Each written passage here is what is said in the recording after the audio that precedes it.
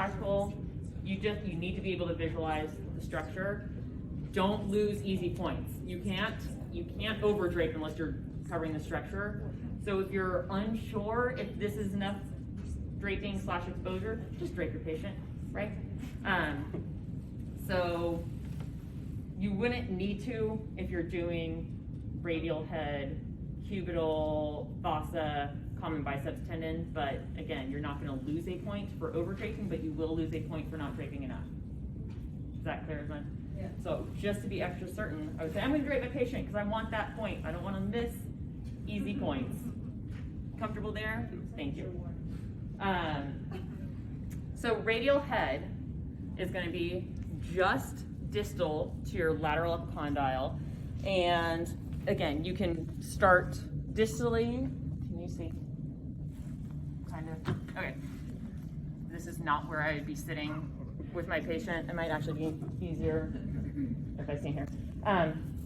You can start distally and move your way proximally, or you can move from proximal to distal. Again, either way, whatever is easier for you to palpate can be your choice. So for this, I'm going to palpate my lateral epicondyle. Just distal to my lateral epicondyle, I'm going to feel a groove. That's your, I can't think of, the joint. Your the radial humeral joint. Thank you. Sorry, my brain's not working. So you're going to feel that groove. That should be your radial humeral joint space. And then half a finger space, maybe a full finger space, again, depending on patient's anatomy. You should feel another bony, rounded, bulbous prominence. That should be your radial head. To confirm that I'm on my radial head, I'm going to pronate and supinate my patient's forearm, because will it move or not? Yes. It should move, right? Because your radial head should feel that radial, you should feel the movement with the pronation, supination. If I'm too superior, if I'm still on that lateral epicondyle, I will not feel any movement. And if I'm in between in the joint space, half movement, I'll feel movement underneath half my thumb and no movement on the other half. Does that make sense? So that's radial head. Pronation, supination to confirm I feel that radial head moving underneath my finger. I like to palpate starting with my thumb, but then my one finger confirmation, there's my radial head. Good? Okay, so next, finding cubital fossa. You have your brachioradialis, your pronator teres are your muscular borders for the triangle, and then the crease of your elbow, or if you were to draw a line between your medial and lateral epicondyles, is that superior line. So laterally you have brachioradialis, medially you have pronator teres, superior, just the line between your medial and lateral epicondyle, or like the fold of your elbow. And in between those three borders, that triangular space, that squishy divot, that's the cubital fossa. Now what goes into that cubital fossa? Biceps. Your common biceps tendon. Where does your common biceps tendon attach? If it flexes your elbow, is it going to attach to the humerus? No.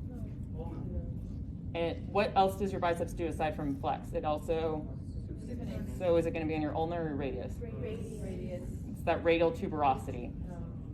So you're going to be able to palpate that common biceps tendon. Sorry, I'm trying to block the camera. So have the patient relax because the confirmation is going to be flexion. Patient relaxed, just palpating the bulk of the muscle belly, the biceps muscle belly, down into that cubital fossa. So now I'm in that cubital fossa where I should feel that tendon.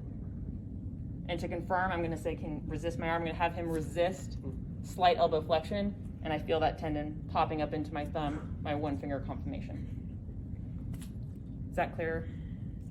Questions? Is the tendon medial, like it's in the middle, right above the space? So you'll be just distal to the line. Okay. So it's in that cubital fossa. So you know the borders of the cubital fossa, just past that superior border. Okay. in the cubital fossa in the squishy space, you feel a tendon, and then when he's flexing, I can feel that tendon. And it doesn't have to be like a huge, but when you say match my resistance, you'll feel that tendon pop up into your finger. Okay. So that's why you want him to stay relaxed, so you can get your finger kind of into that, into the fossa, and then you can firm with the flexion. So for bicep, Hold on, 3 questions at once. Finish your question, and then I'll come to you. Sorry. could it also be felt when they supinate? Yes, but then you mean when you pronate?